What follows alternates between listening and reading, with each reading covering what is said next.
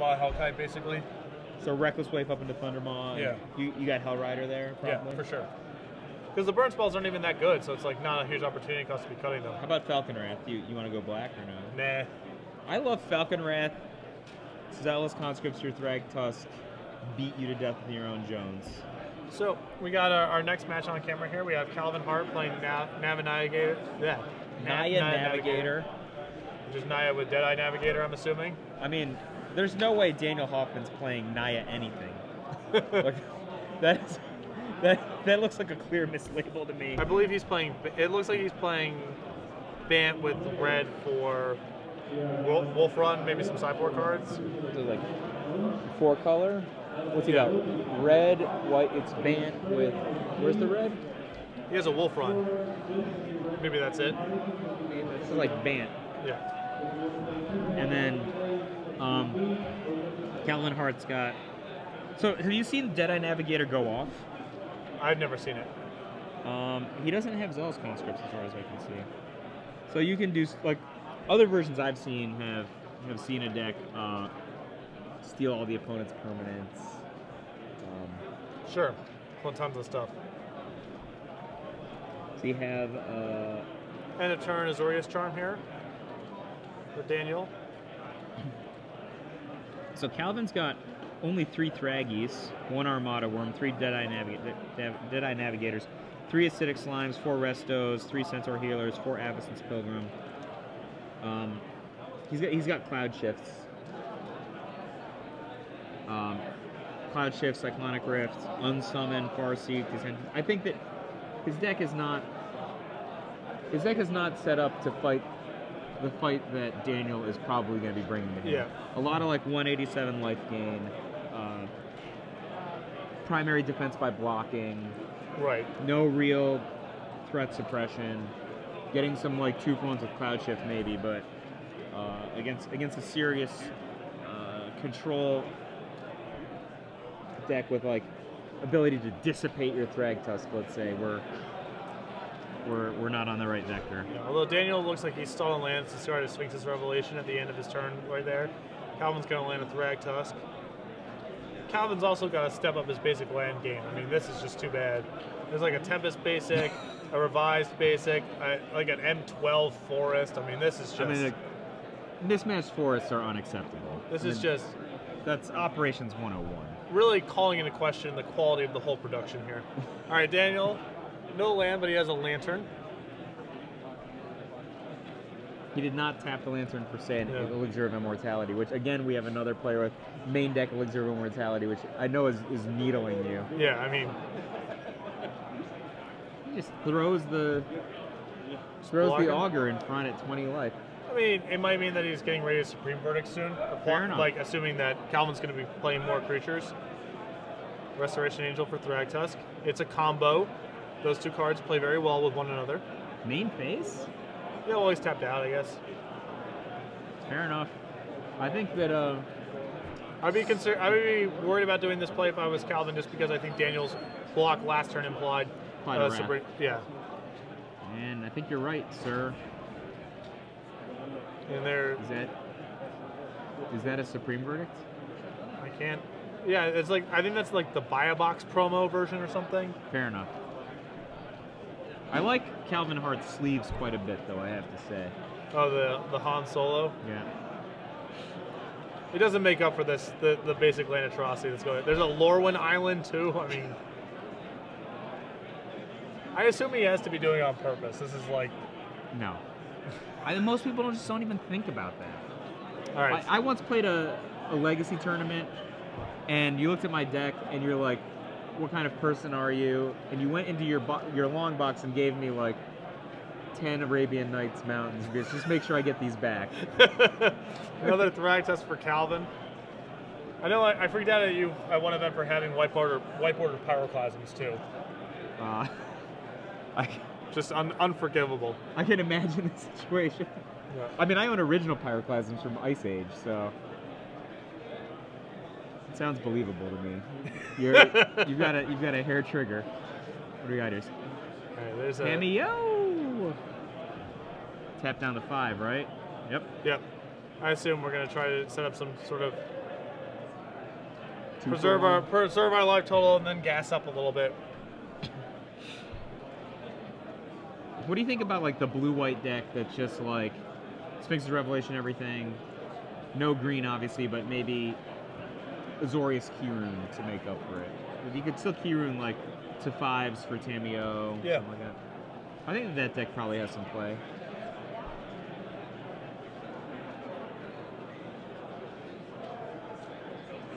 I want Calvin to do something sweet.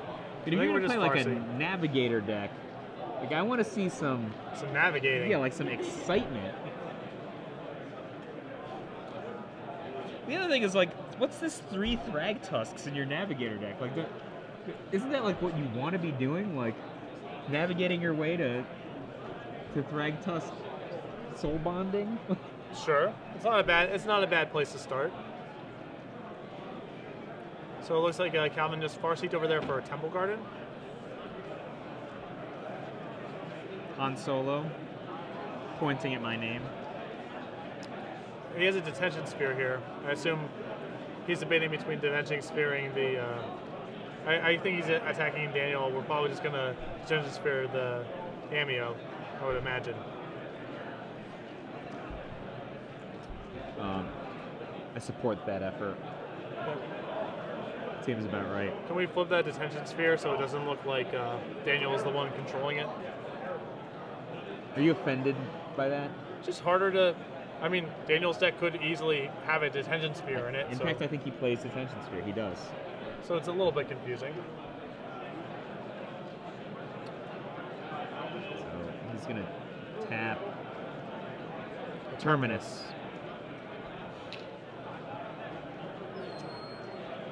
All these paths lead to a 3/3 beast being left over. Yes. That's why people like Thragtusk. Yep. Nothing can go wrong. He even gets that one back later. Yeah. It's still there. And let's see. Draws. Is that Host of Herons? I love Host of Herons. I think so. I believe that is. Interesting that he has Host of Herons in against a deck with all these wraths, though. Like, sure. Host of Heron's natural advantages are not realized against an opponent that's got both Terminus and Supreme Verdict, right? Yeah. So there's an Arbor Elf alongside. What are all these fancy schmancy cards? I've never even seen that Arbor Elf. I think that's an FNM promo or something. And yet, the basic... Oh! Host your host. Yep. Was that underpaid? Was that only 4 that he paid? Probably not. Maybe there's lands underneath there in a jumble, and he's got the Lantern tapped. Jesse, why don't you have the table judge spread out the lands that Daniel tapped to cast the Host of Herons? Yeah, from here it looks like there was an underpay, but maybe there's a land underneath there.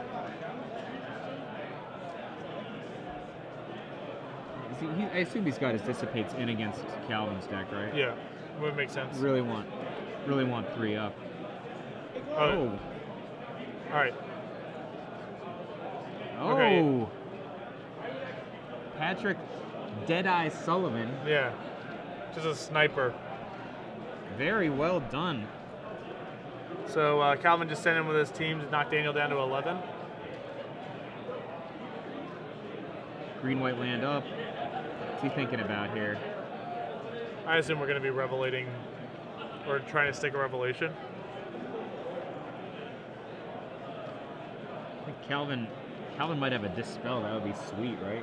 It would be quite sweet here. Debating about whether or not wants to send in the Arbor Elf. It looks like we're not. Why would you not want to send in the Arbor Elf? You got to have something to do with it. Oh no, you might not want to get. No, but if you're scared of Resto Angel, you might not send in the 3/3. It just has to be mana related. Fair enough.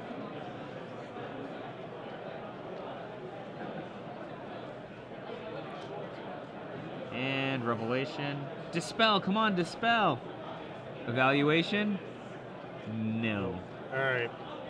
I feel like unless, I mean, Calvin does have Restoration Angel. He has some tools to fight whatever Daniel's going to fire back with, but You think that meteors just struck the planet, right? Oh yeah, yes.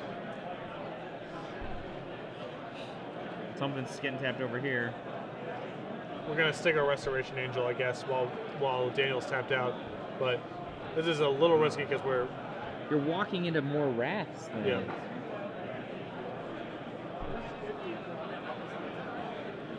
If I'm Daniel Hoffman, I'm probably like, thanks, right? Yeah. Drop a sweeper. Unless he just drew into blanks, basically.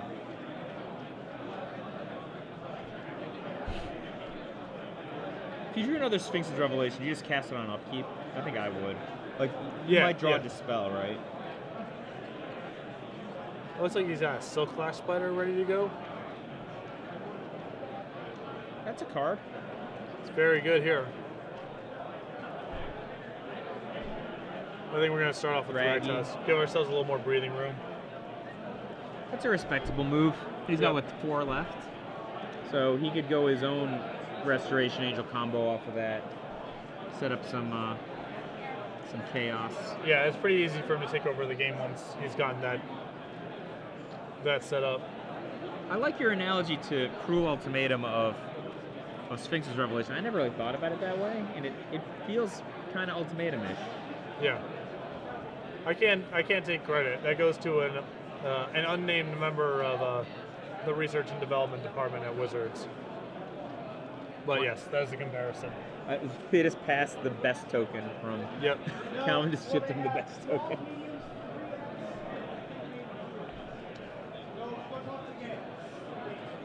But the parallels are considerable. Is that Deadeye Navigator? It would have been. It was. Yeah. Now it's not. There wasn't even anything sweet to pair it with. It's okay. You just want to use your mana. Again, once you've revelated and you have another revelation at the ready, just use your mana and trade cards where it seems decent, and it doesn't really matter that much. I would have dissipated it as well. I was just like, I would have liked to see a sweet pairing. That's all. I think that if you're going to play a Navigator deck like this, you got to go with Caverns, and I don't think he has Caverns in his deck. Mm-hmm. You need your stuff to stick. So Silk Flash Spider. Now it's time for the long and grinding road of 29 points of damage. Yeah. Calvin is just on time through his Dispel. Well, he has Cyclonic Rift. That's a good spell. But I would be wary about casting the Cyclonic Rift just yet, right? You need to get like considerable value out of it. Yeah. Given the fact that Daniel's already resolved a large Sphinx's Revelation. Yeah, you can't fire it off for just a little bit. So, detaining 2/7. Does Daniel have any kind of stuff that affects the board? The Detention Sphere is not relevant there. Oh, he has Door to Nothingness in his deck. Everyone's got Door these days. Yeah, it's the cool thing to be doing. Imagine someone said to play Doors a month ago. What do we have? Frag. This is fine. He's just basically playing the fair vector against Calvin, but having drawn way more cards previously, right? Yep. So. And just giving himself enough breathing space to just deploy his hand. I guess every Thrag Tusk is almost 2 hits from a Restoration Angel that he has to worry a little bit less about. All these mismatched cards on Calvin's side, they've got to be driving you bats right now. Oh, and Urza's Saga Forest, I think. Oh, look at the Angels, Patrick. Oh, I'm not even paying attention. Like, the Angels are whatever. You own the ones you own. They're like, $5 or $10. I understand that. The basics, you can at least get basics that all have the same art without putting in too much effort. The Saga Forest is just too much to bear. We got 3 different kind of forests. I mean, I once won a PTQ. I had 14 different kinds of swamp. What do you think about that? I don't know. It depends if Calvin's doing it like on purpose. I did it on purpose. In which case, it's like actually kind of sweet. All right, so Calvin here at the end of the turn, after taking some lumps here, is going to be trying to. He's not going to revelate. Well, it's not his deck, right? Cyclonic Rift, I think he's looking at. This is a really tough board to Cyclonic Rift on. No, you can't Cyclonic Rift. There's no value. Just not taking 8. Are we in combat, or did the turn end? Whenever I just let it resolve, right? Yeah. It just did nothing. Yeah, that was in a turn.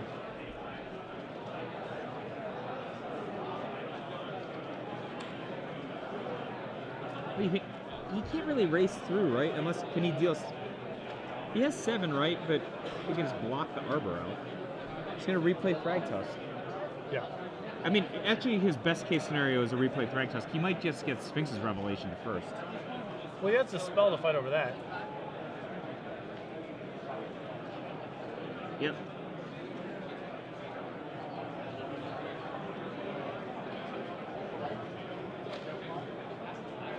I'm just not sure how Cyclonic Rift helped him win there. Yeah, it's a little rough because you're actually allowing him to. So Calvin's gonna take it down. Yeah, what I'm dubious about is just like it allows him to. He has now the option of spending 5 mana to gain 5 life, which can matter. Now, it's possible that the only way that the play makes sense to me is if the 1 mana really matters, because you're bouncing his Lantern. So you're thinking he's like that log jam for mana, but and he puts him in a spot where he has lethal, right? Yeah. But that presupposes an ability to get the beast token out of the way to get in with the Arbor Elf, right? Which he didn't have.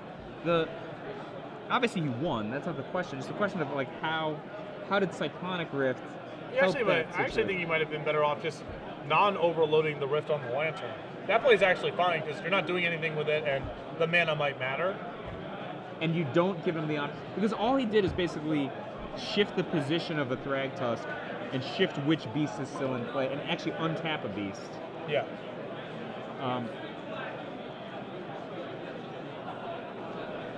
Although anytime you cast a Cyclonic Rift is exciting. It is exciting. But yeah, I think overloading there is a little. Yeah, I'm not a huge fan of overloading there. Although I think, given that it was in his hand, it might have been fine to just cast on the Lantern. That might have been actually okay. Dispel was super sweet. Yeah, Dispel is awesome. I think that we should see more Dispels after this. I think more Dispels and more Negates should just be in people's decks. Looks like Daniel's keeping 7 and Calvin's going to be taking a mulligan. That's a fast shuffle. Yes. Well, I think they're up against the wall in terms of time on the round. You still got to take a moment and shuffle your deck correctly, you know? Like, you don't want to lose because you didn't shuffle. Sure. Daniel's on the play this game, right? Yes. You think it's like a 0% likelihood of having Dor in his deck in this matchup? I think Dor's actually Dor shines seems against fine. a deck like this. Yeah. You can't counterspell it really. There's no great ways of it. I mean, I guess you can Cyclonic Rift it. I guess that's a walk. Oh, Calvin Hart opens up with Farseek. Probably going to get a Temple or Hallowed Fountain. And so, in case you didn't notice, Daniel Hoffman, who's actually the control player in our match, has the Cavern of Souls in play, and it's named Beast. Tap Temple Garden.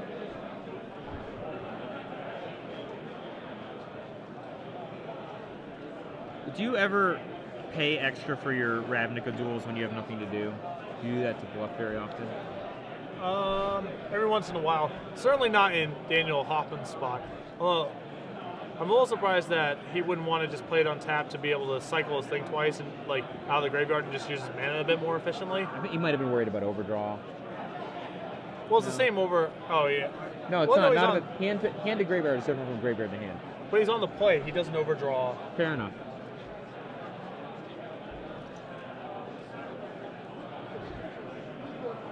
I think I would have probably made the same play sequence as he did.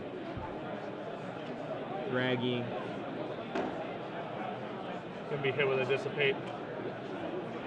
I think correctly hit with the dissipate. You gotta make that move. Oh yeah, for sure. Unless you have Tameo. If you have Tameo, it's acceptable to let it hit. I still think you'd rather have Tameo on an empty board than. Tameo Yeah, I coming mean out. you could tap for Tameo and then tap down his. Sorry, he plays another Thrag Tusk. Right. Pretty bad. Yeah. Not gonna fight over that Yeah. one. A lot of the pieces of Calvin's deck appear to be sort of predicated on having Thragtusk in play to begin with, so it seems like a pretty juicy dissipate target. You're right. Kind of So no matter like what. maybe he taps it down with Cameo and then it gets cloud shifted or Resto Angel Yeah, and then it just undoes. I like that thinking quite a bit. So dissipating for sure is a level of great superiority. Flashback number 1. This is actually the kind of control deck I like to play, where you draw some cards, do some 1-for-1s, draw some more cards, 1-for-1 them again.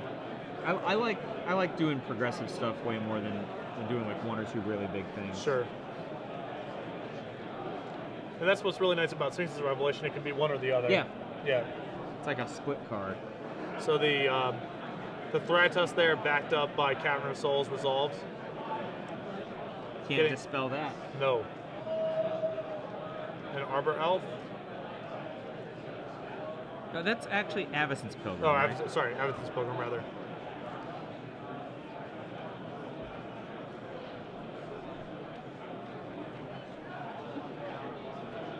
In with Dragster for 5. Starts its long, slow march.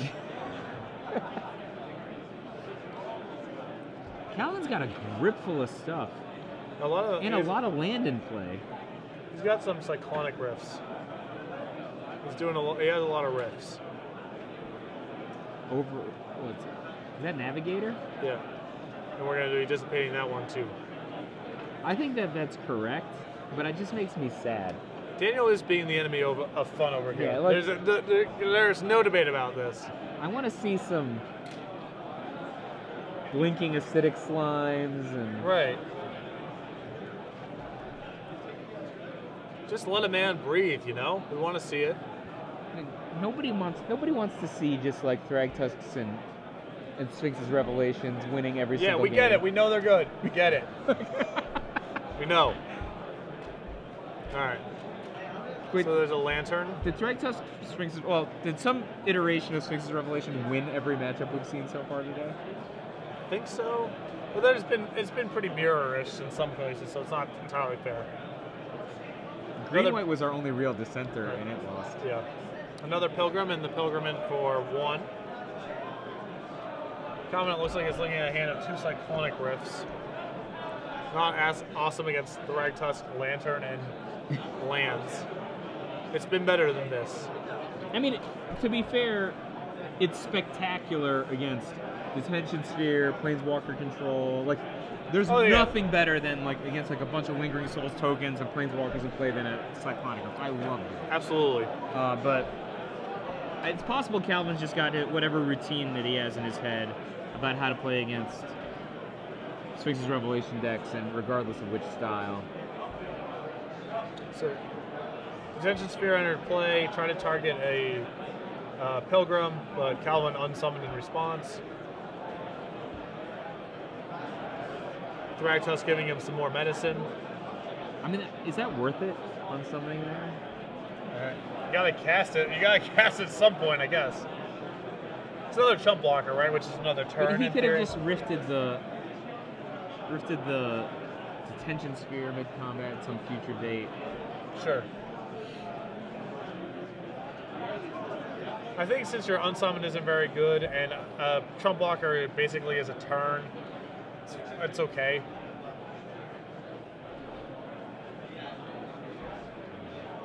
Daniel Hoffman, Bant Control. 1:13 left. In for 5. Gonna see a block here, obviously, right? Yeah.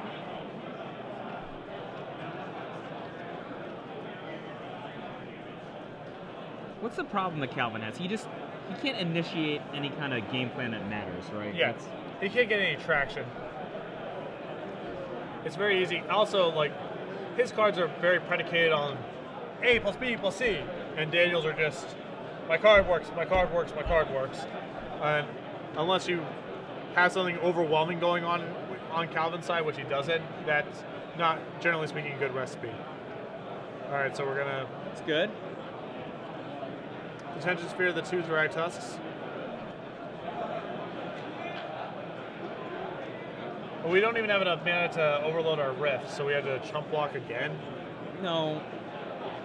You can absorb 1, right? Oh yeah, you can take it. Yeah, I guess you can take. He has Supreme Verdict in his sideboard. I don't know if he has it in his deck.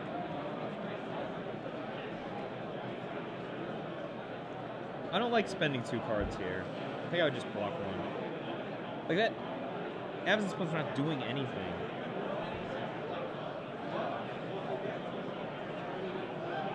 Did time just run? Not positive. Like I said, the clock's not always when we move over. It's often. Yeah. So the one beast token got in and knocked Calvin down to 2. Because if the time ran, Calvin could easily just be playing. He could easily earn a draw here. Sure. So that makes some sense. Although if that were the case, he would almost certainly have just chumped with his Pilgrim now. Just to maximize the utility on his. There's also just the danger that the Pilgrim is in there next turn to block. Ooh, Deadeye just resolved. Ooh. We might see some fun. Oh, what's this? Oh no. What's this? What could this be? Whatever, that doesn't kill anybody. Yeah, go draw your cards. We get it, we know. It's really good. He wasn't gonna kill you with damages anyway. Alright, time on the round. Yeah, turn 0.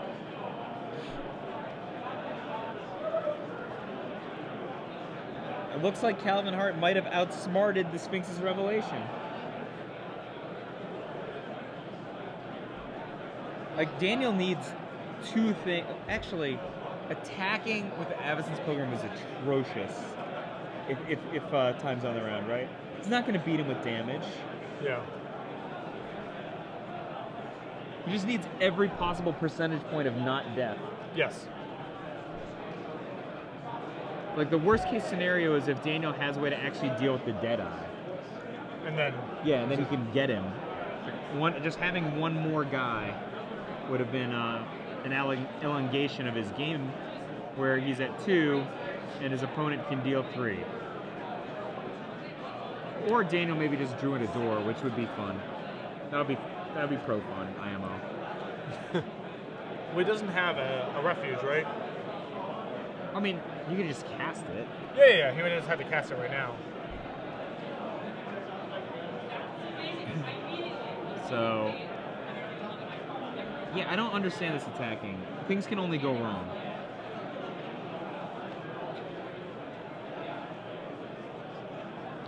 Like, there's an Azorius Charm in his hand. I mean, like, I understand he can use the Deadeye's ability. That's not the question. Having to use the Deadeye's ability is introducing stacks that he doesn't have to tax. Right. See, he's obviously going to go to the Azorius Charm.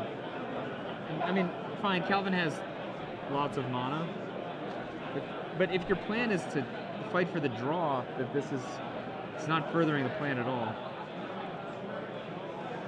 And then, does he have to re-announce soul bonding? I assume. Revelate again. He doesn't have he could actually get like 2 detention spheres or something and get in, right? No. The Deadeye is an infinite blocker. I'm not sure how Daniel wins here. Oh, he has Kesed Wolfrun, right? Finds Kesed Wolfrun. Okay. Just go over and win. Sure. Yep. That's his plan.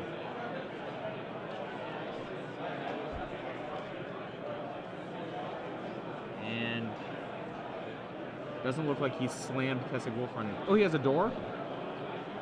Yep, as long as he's got another turn. Oh, but Calvin has a remaining Cyclonic Rift, as I recall. Yeah, I think that's true.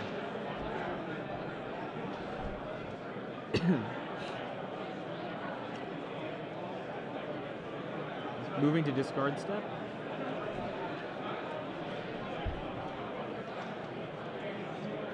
Not a bad backup plan to have here is the door. Well, he can't. Calvin can't let Daniel discard, right? Well, he can do it on his turn, right? Yes. Or just rift everything. He has a.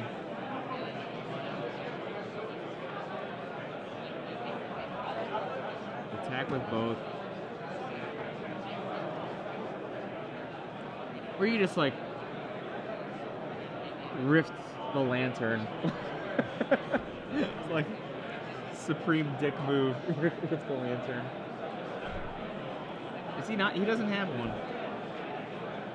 He must not have a cyclonic rift, right? We're opening the door. And there it is. Daniel looks like one on the last turn. I believe that is the case. Presumably to advance to 3-0. Yeah, that was turn 5, so just in the nick of time.